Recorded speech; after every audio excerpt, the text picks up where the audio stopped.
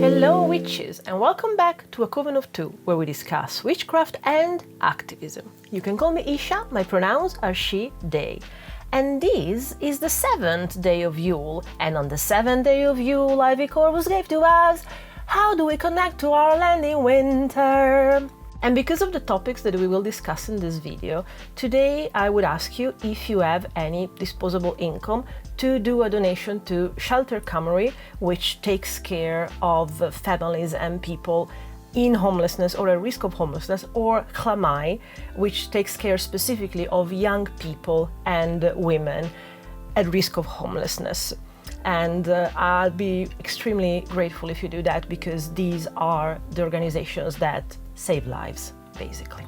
That being said, this video was filmed just before Christmas, and the plan was just to go to our local park, which is Bute Park, and gather some evergreens to bring into our house. You know, it's a tradition of Saturnalia. The entire concept of having an evergreen tree and decorate it for Christmas comes actually from pagan Saturnalia, and so we were thinking about, let's go find some firs, let's go find some other conifers and take branches, ask the trees, take branches, bring them back home so that we can bring that life that is still there even during winter in the plants in the house. In the past we also used evergreens for protection spells during this kind of season, so it seemed a completely fair idea. And then we started to walk through the city center to actually reach the park, because the park was all cordoned off. In the evenings, as soon as the sun sets, the park is actually closed off because it becomes a festive walk of lights. And so people cannot get in the park unless they pay, and there's 23 pounds per person tickets to get into the park. Now, if you have seen my vlog, you have seen how I was talking happily about Bute Park and how it used to be of the aristocracy, but it's been given back to the citizens. So, as you can tell, this doesn't sit well with me. But things got worse, because once we got our evergreens and we went around the park and we went to see how, you know, the winter wonderland was, which doesn't demand for an access ticket, we went onto an underpass, and there was a tent there. There was a tent of a homeless person.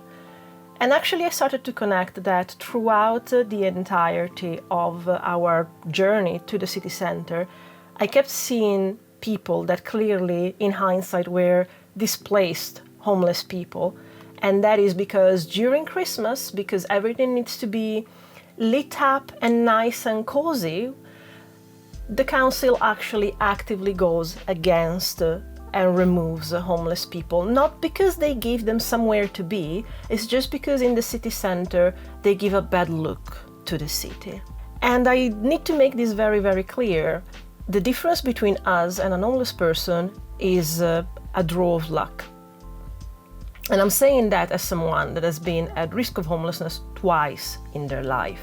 During this winter season, already 3 or 4 homeless people have died because of the cold temperatures in Cardiff. And I have seen the media spin these around to put people against immigrants, because it's the easiest thing to actually turn around. Oh, why can't we take care of our own and we take care of asylum seekers instead? That is a false equivalence. And I'd like to remind everyone, if you didn't know, during the pandemic, a good few cities, definitely Cardiff, virtually ended homelessness. Everybody was housed for a period of time because it was too risky for the population health for people to be around. So what is very important for me to say at this time of the year is not only it's harder to survive, but what cannot be imagined about not having a place where you can go back to and be safe and comfortable and recharge your batteries is just something that we cannot imagine. We are not entitled to it in this world, and that is wrong. That should be a fundamental human right, but unfortunately it is not. And the only reason for homelessness to still exist in this country and countries like America is to keep you and me all scared enough so that we work as good little cogs of the capitalist machine, because otherwise we go outside, we see homeless people, and we need to be reminded that could be us. But homelessness could be ended, and Finland gave an incredible example of this. When you put housing first, all the problems that has led people to homelessness can get solved, but housing needs to be given first. But the exist of homelessness is to give normal people, enormous air quotes, the scarecrow to be scared of so that they continue working as good little cogs. So talking about connecting to the land, I felt that this was really, really important to highlight. And I really hope that if you can, you will go check out Shelter Kamari and Hlamai, so that hopefully in time, homelessness will be a thing of the past. Thank you so much if you have watched this far today. I hope that I will see you again tomorrow talking about spirits of Yule and winter, which will be me talking about my ancestors again, because I especially work with them during this time.